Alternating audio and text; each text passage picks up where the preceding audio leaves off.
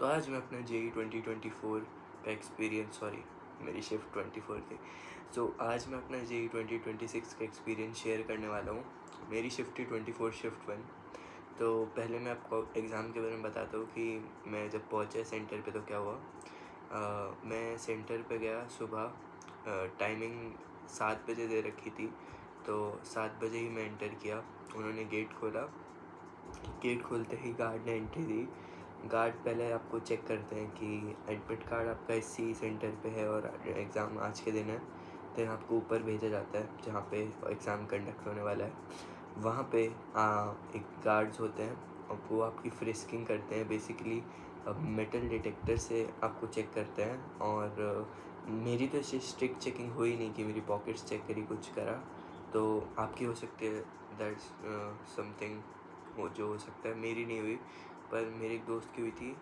तो कोई भी मेरे में से तो मैं अपना सेंटर में बता सकता हूँ कि और चेकिंग स्ट्रिक्ट कर सकते थे, क्योंकि अगर कोई बंदा स्मार्ट होता, अगर उसको पहले से पता होता कि ऐसा होने वाला है, तो क्या पता चिट्स लाता या कोई लाया भी हो, कोई आइडिया नहीं है।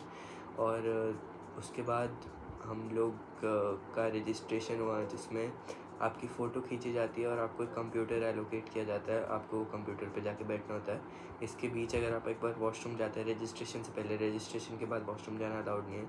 रजिस्ट्रेशन से पहले अगर आप एक बार वॉशरूम जाते हैं तो आपकी दोबारा चेकिंग होती है, फ्रिस्किंग होती है, चेकिंग तो कम होती है।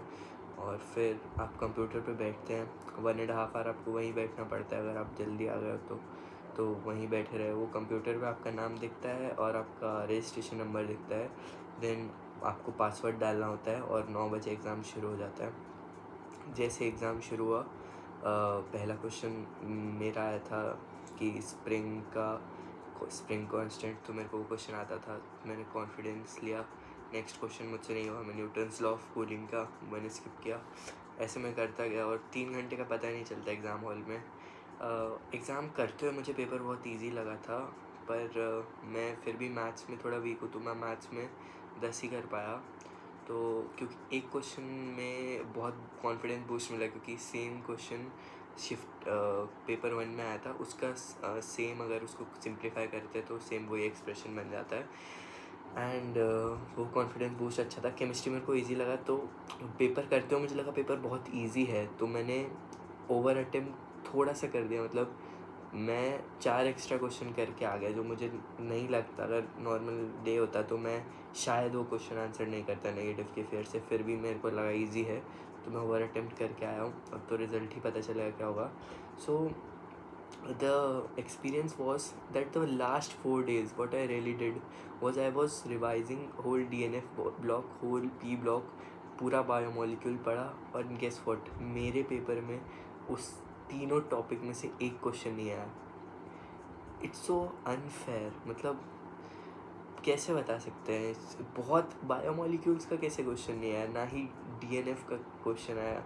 वो डीएनएफ का अगर आप कोऑर्डिनेशन और डीएफ को एक ही मानते हो तो छोड़ दो, पर डीएनएफ का वो प्रिपरेशन ऑफ K2MnO4 जो भी वो है, एक भी क्वेश्चन नहीं आया उससे। और बहुत इसमें केमिस्ट्री में भी ऑर्गेनिक में सिर्फ अल्कोहल, फिनॉल और इस हाइड्रोकार्बन से ही क्वेश्चन आए। बहुत स्क्विड सा ब्रिटिश था, स्क्विड सा, मतलब एकदम इधर उधर हो रखा था कुछ। फिज़िक्स में भी हाई वेटेज चैप्टर से कुछ नहीं पूछा, बहुत अजीब से टेस्ट कर दिया। तो वो तो ठीक है, वो तो उन पर पूरा रैंडम पेपर रखते हैं, but it was really random paper. It was like कि कोई 300 क्वेश्चन से सेट हो और उसमें से 25 क्वेश्चन उठा के किसी में भी डाल दिए हो। Just it was same paper just like that. और कोई प्रॉब्लम नहीं है सेंटर पे। It was really nice centre और कंडक्ट भी अच्छे से हुआ पेपर। मेरे इधर तो किसी ने कोई चीटिंग तो करने का सोचा नहीं। और मतलब पेपर के बाद आपको फील ऐसा होता है कि आप बहुत फ्री हो जाते हो। तो मेरे को समझ ही नहीं आ रहा इतना फ्री टाइम में करूँ क्या।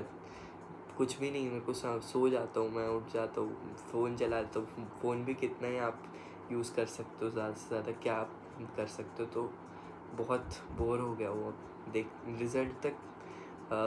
पढ़ना है कि नहीं पढ़ना, पढ़ने का भी मन नहीं कर रहा अब तो। बहुत अजीब सा हो गया है। ऐसा लगा था पेपर के बाद एकदम फ्री हो जाओगे, वो भी फीलिंग नहीं आ रही।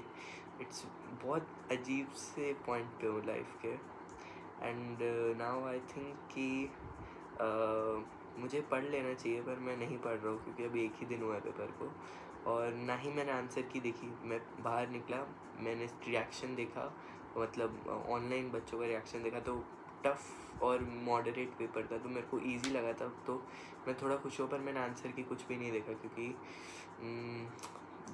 वो कह लो मेरा कि मैंने क्या पता क्वेश्चन गलत करते उस चीज़ का डर।